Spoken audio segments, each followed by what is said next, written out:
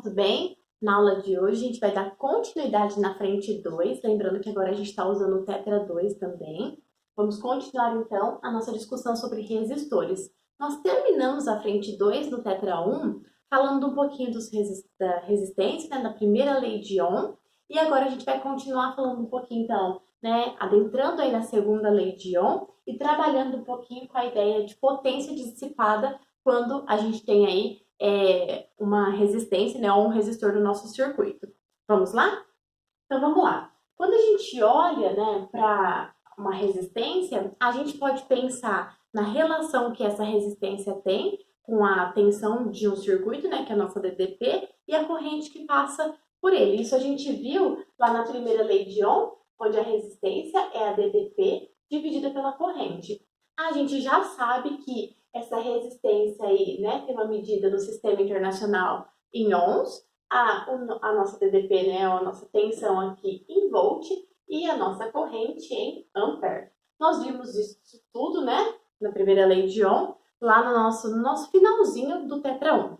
Agora, se a gente pensar nas características que fazem um material, então, oferecer uma resistência no circuito, a gente entra na segunda lei de Ohm, que vai trazer aqui o cálculo de resistência a partir das características do material. Se a gente pegar um resistor que é cilíndrico, né?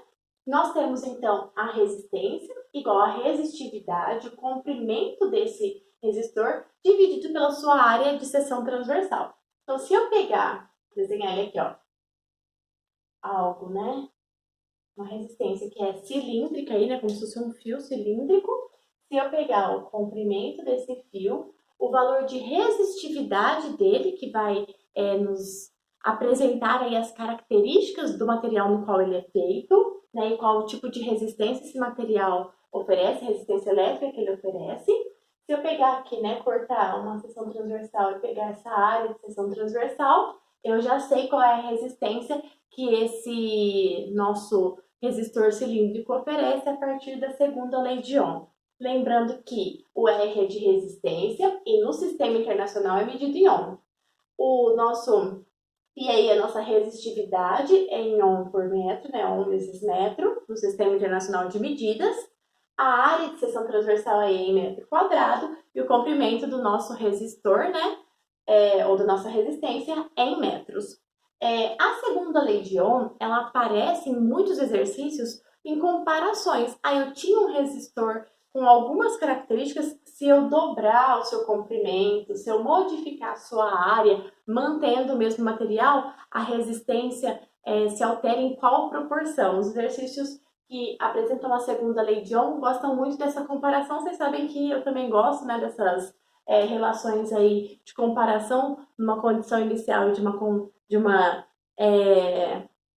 de características que foram mudando, dando uma segunda condição. Vocês sabem que eu gosto dessas questões que envolvem aí nosso raciocínio em relação à razão de propriedades, né?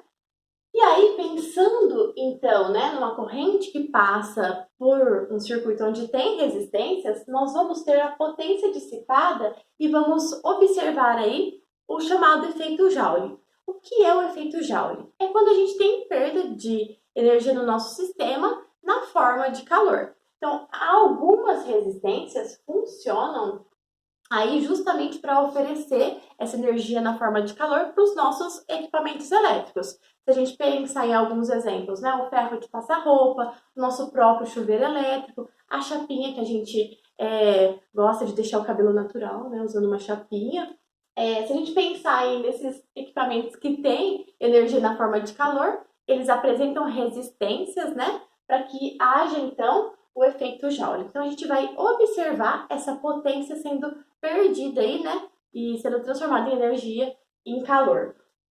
Nós temos no circuito, né, uma potência que é chamada de potência útil. Essa potência vai levar em consideração a nossa diferença de potencial e a corrente que passa lá nesse circuito. É a formulazinha que a gente chama carinhosamente de π. O Glauco gosta de falar que essa fórmula, né, a gente brincou aí que essa fórmula é do Pintinho lá da capital, né, ele fala π, não tem sotaque.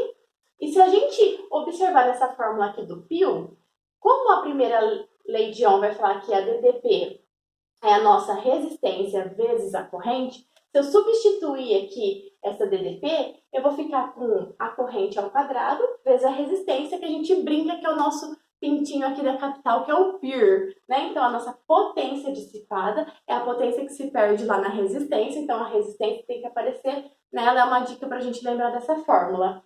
Uma outra forma dela aparecer, a potência dissipada aparecer, é quando a gente substitui, ao invés de substituir a corrente, a DDP, desculpa, a gente substitui a corrente. Então, se a DDP é a resistência vezes a corrente vai ser a DDP dividida por R. E aí, se a gente substituir a corrente aqui, a gente vai ficar com a DDP ao quadrado dividido por R. A gente também tem essa possibilidade de expressão para potência dissipada. Lembrando que, na maioria dos casos, a gente usa essa potência dissipada do PIR aqui quando a gente tem uma associação de resistores em série. E o PUR, né, a gente vai usar aí mais quando a gente tem associações em paralelo, mas há essas duas possibilidades. Por que isso acontece? Numa associação em série, a corrente se mantém a mesma, e numa associação em paralelo, a DDP se mantém a mesma, por isso uma escolha da fórmula em relação à outra. Nós vamos ver associações de resistores nas próximas aulas, associações específicas e métodos de cálculo aí de resistências equivalentes específicas, mas só para você lembrar, a associação em série, uma resistência está em seguida da outra, né? Então, a resistência equivalente aqui vai ser a somatória direta. E numa associação em paralelo, nós temos aí resistores em paralelo, né? Um paralelo ao outro. E aí a gente vai ter a resistência equivalente como a soma aí do inverso dessas resistências. Só para a gente já ir lembrando dessa discussão. E por fim, uma coisa que vai ser muito importante relembrar também, que a gente já viu na nossa última aula lá do Tetra 1 sobre este assunto, é o cálculo de energia elétrica. Nós vamos ter exercícios que vão retomar isso. Lembrando que esse cálculo de energia elétrica é a potência do nosso equipamento, vezes o tempo de uso dele. E no nosso dia a dia, a gente compra essa energia elétrica, vou colocar aqui em cima, em quilowatt-hora. Lembrando então que a potência tem que estar em quilowatt. E o nosso tempo em horas, né? Nosso tempo aí em horas, ok? Então vamos dar uma olhadinha aí nos exercícios para ver se ficou tudo jóia.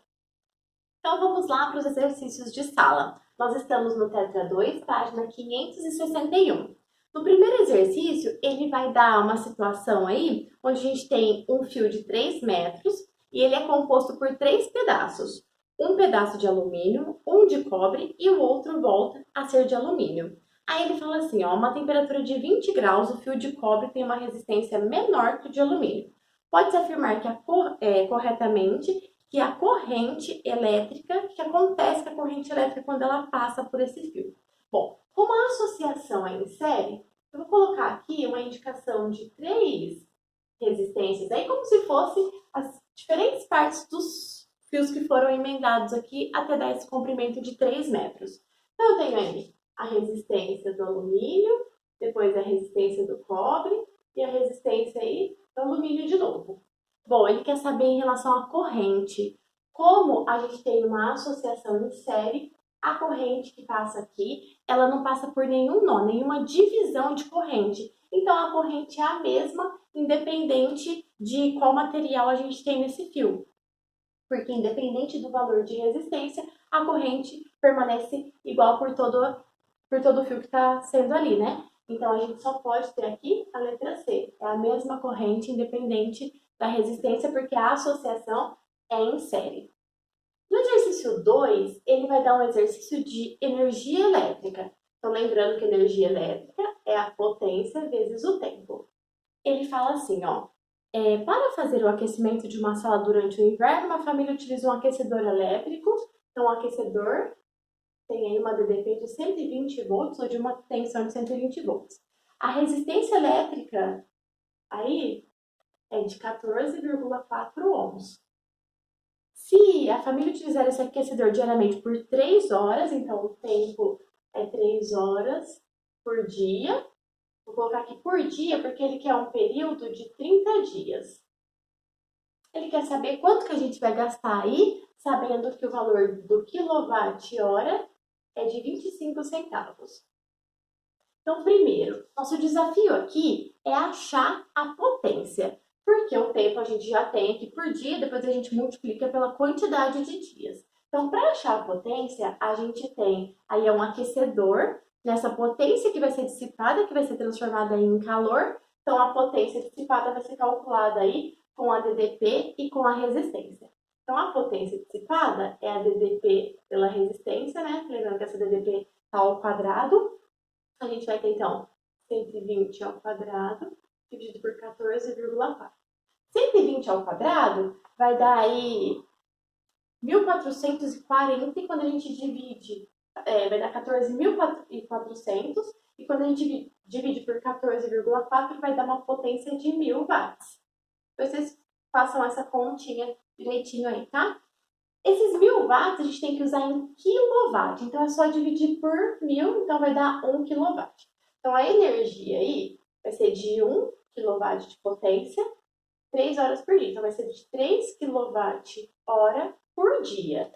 Se a gente multiplicar aí por 30 dias, que é o período que ele vai usar o aquecedor, nós vamos ter aí 90 quilowatt-horas. E se a gente multiplicar esse 90 kWh aí pelo valor que a gente paga por ele, por 0,25 centavos, né, por 25 centavos, isso vai dar R$ 22,50.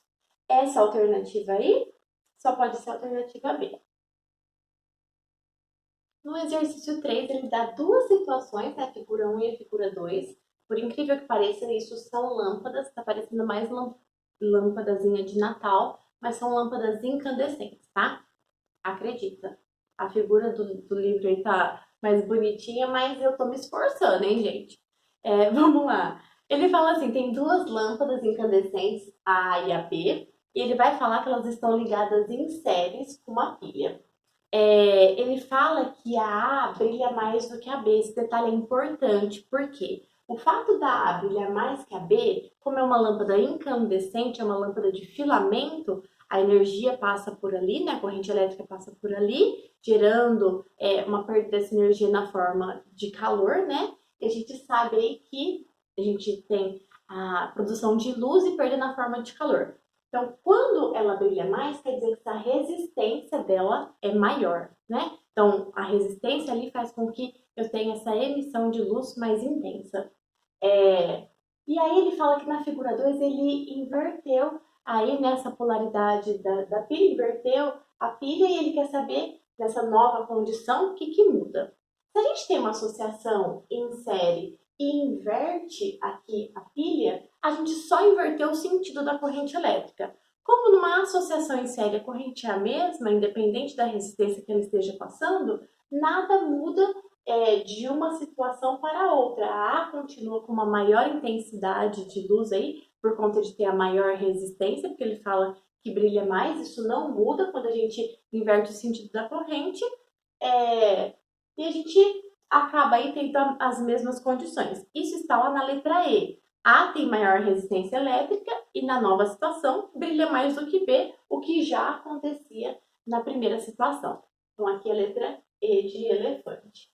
No exercício 4, ele vai dar aí algumas especificações para a gente em relação a um chuveiro elétrico, a um manual de um chuveiro elétrico. Ele vai falar aí que tem a especificação A e a especificação B. O que a gente vai usar da tabelinha que tem no exercício 4? A gente vai usar os valores de tensão de DDP, que para o chuveiro A é o chuveiro que está aí 127 volts, né? E o chuveiro B está a 220.